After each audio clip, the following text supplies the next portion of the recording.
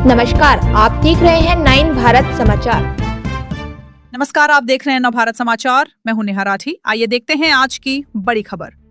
विकासनगर में जौनसार बाबर सांस्कृतिक पुनरुत्थान समिति द्वारा आगामी 33वें सांस्कृतिक महोत्सव और क्रीड़ा समारोह 2026 की तैयारियों को लेकर एक प्रेस वार्ता का आयोजन किया।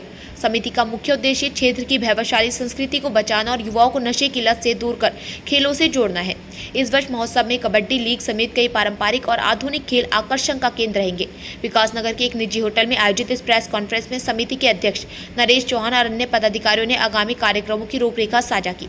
उन्होंने बताया कि इस वर्ष कबड्डी लीग को बड़े स्तर पर आयोजित किया जा रहा है, जिसमें पूरे प्रदेश के खिलाड़ियों के साथ साथ क्षेत्र के नवोदित खिलाड़ियों को भी अपनी प्रतिभा दिखाने का मौका मिलेगा।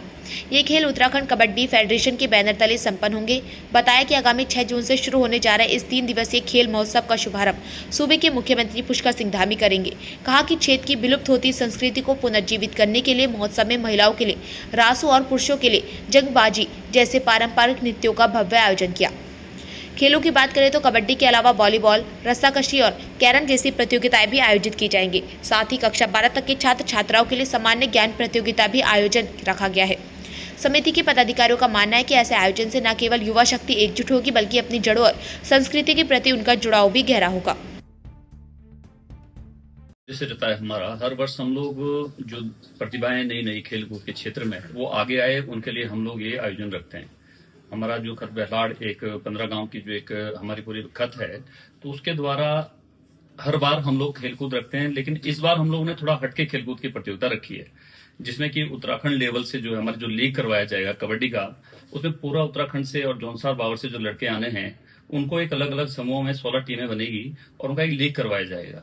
अक्सर आपने देखा होगा कि पहले हम लोग ओपन कबड्डी रखते थे, लेकिन बाहर से दिल्ली जो अच्छे अच्छे खेलने वाले तो सब इनाम ले जाते थे और उनके आगे जो हमारे युवा ऐसे जो सीखने वाले तो टीम भी नहीं बना पाते थे। लेकिन हम लोगों ने देखा कि हमें कुछ हटके करना चाहिए। हमने गुरुजी का बोलिया सभी का एक सहमति बनाई, तो इस बार जो उत्तराखंड लेवल की हम लीग रख रहे हैं वो एक हटके आयोजन मिलेगा आपको देखने को सभी को। और विशेषकर हम लोग ये भी कहना चाहेंगे कि जिस तरह हमारे उत्तराखंड में नशे का जो एक बहुत ज्यादा युवाओं में जो एक बढ़ रहा है नशे का प्रचलन, तो हम लोग सभी ये भी जागरूक करना चाहेंगे कि जैसे हमारे खेल पहले चलते थे तो नशे से हम लोग दूर रहें और खेल के प्रति हम लोग समर्पित रहें। तो इसी माध्यम से हम लोगों ने रखा है और इसका उद्घाटन माननीय हमारे जो इस सूबे के मुख्यमंत्री श्री पुष्कर सिंह धामी जी, उनका 8 तारीख का प्रोग्राम इस कार्यक्रम में लगा है। और भी कई गणमान्य व्यक्ति श्री मुन्ना सिंह चौहान जी, श्री हमारे जो रामचंद्र नोटियाल जी है वो, मधु चौहान जी और कहीं ऐसे हमारे कैबिनेट मंत्रियों का भी इसमें आगमन होना है। तो सांस्कृतिक महोत्सव भी होना है, उसमें क्या विशेष रहता है? सांस्कृतिक महोत्सव में हमारे जो कल्चर, हमारे जनता है, हारुल है और ऐसी जो प्रतियोगिता है जो हम लोग जिसको हम छोड़ते हुए चले जा रहे हैं, हमने उसकी भी प्रतियोगिता रखी है। और इस क्षेत्र में हमारे जो दल हैं सांस्कृतिक दल उत्तराखंड के, वो भी आएंगे और अपनी प्रतिभा का वहां पर अपना एक प्रतियोगिता हमने रखी है उसको एक उस स्तर पर उस स्टेज को उनको मिलेगा। इसमें जो भी खिलाड़ी प्रतिभाग करेगा लीग में, वो एक टीम न हो करके खिलाड़ी का चयन होगा ट्रायल बेसिस पर और वो टीम में चुना जाएगा। और अपने बहुत सारे खिलाड़ी ऐसे हैं जो बाहर से आने वाले हैं और उससे हमारे खिलाड़ियों को भी अच्छा कौशल सीखने को मिलेगा, अच्छी टेक्निक सीखने को मिलेगी। और जैसा कि मैंने कहा है कि ये केवल खेल कूद तक ही सीमित नहीं है, ये हमारे क्षेत्र की जो वैभवशाली परंपरा रही है उसको भी आगे लाने का एक बहुत अच्छा अवसर है। जैसे चौहान साहब ने कहा है कि महिलाओं के लिए झेंता, रासो और पुरुष वर्ग के लिए जंगाबाजी, ये हमारे जो युवा पीढ़ी है, आने वाली पीढ़ी है, ये इसके ना तो नाम जानते हैं और ना इसको एक तरह से नाचना जानते हैं। तो वो देखेंगे और सीखेंगे। और खत बहलाड़ ने तो बहुत बड़े बड़े नेता, बड़े बड़े फिल्मी गायक वगैरह दिए हैं, तो वो सब बच्चे इनसे सब सीखेंगे। और हमारा इस लीग में लगभग 16-17 के आसपास एक बड़ा ट्रायल भी होना है। जिन बच्चों ने, जिन खिलाड़ियों ने इसमें पंजीकरण किया है, उनको बड़े पारदर्शी तरीके से टीमों में विभाजित किया जाता है। उसमें खिलाड़ी जो जिस पोजीशन में खेलता है, कई पोजीशन होती है खिलाड़ियों की, कोई अच्छा रेडर है, कोई अच्छा कॉर्नर है, कोई अच्छा ऑलराउंडर है, तो वो अपने अपनी पोजीशन लिखता है, तो उस पोजीशन के आधार पर खिलाड़ियों का बंटवारा किया जाता है और तत्पश्चात जो है टीमें गठित की जाती है और जो एक बहुत बड़ा उल्लास और बहुत बड़ा उत्साह खिलाड़ियों में देखने को मिलता है। आज तक क्षेत्र में कई जगहों पे लीग हुई है और वो बहुत सफल हुई है और इसमें तो थोड़ा सा परिवर्तन है। तो आज तक हमारे क्षेत्र के ही जौनसार बावर के ही खिलाड़ी प्रतिभाग करते थे।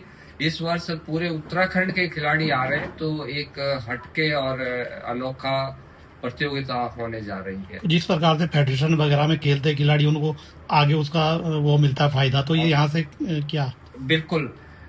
हमारे फेडरेशन से जो खिलाड़ी खेलते हैं, अभी हमारा एक खिलाड़ी हमारा शिष्य कह लीजिए हमारे फेडरेशन से खेलता था और हमारी एकेडमी में प्रशिक्षण करता था। आयुष नेगी टीमरा गांव का रहने वाला है और इंडियन आर्मी में अभी भर्ती हुआ स्पोर्ट्स कोटे से।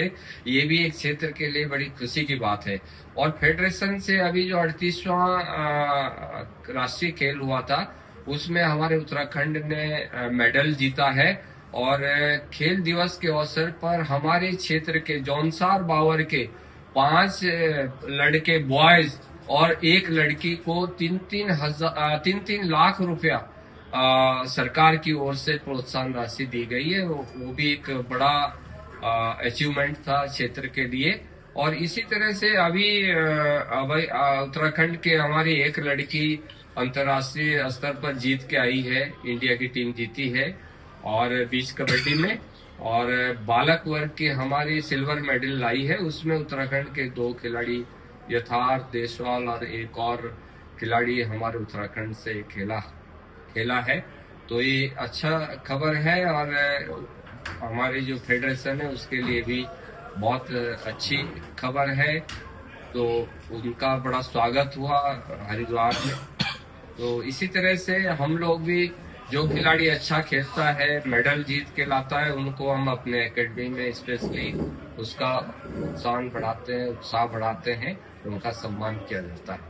कितने दिन का कार्यक्रम रहेगा और किन खेलों पर फोकस किया गया है? कार्यक्रम तो बेसिकली 3 दिन का है और होता यह है कि बीच में जब हमारे गणमान्य लोग आते हैं तो उनको भी भुलाया नहीं जा सकता।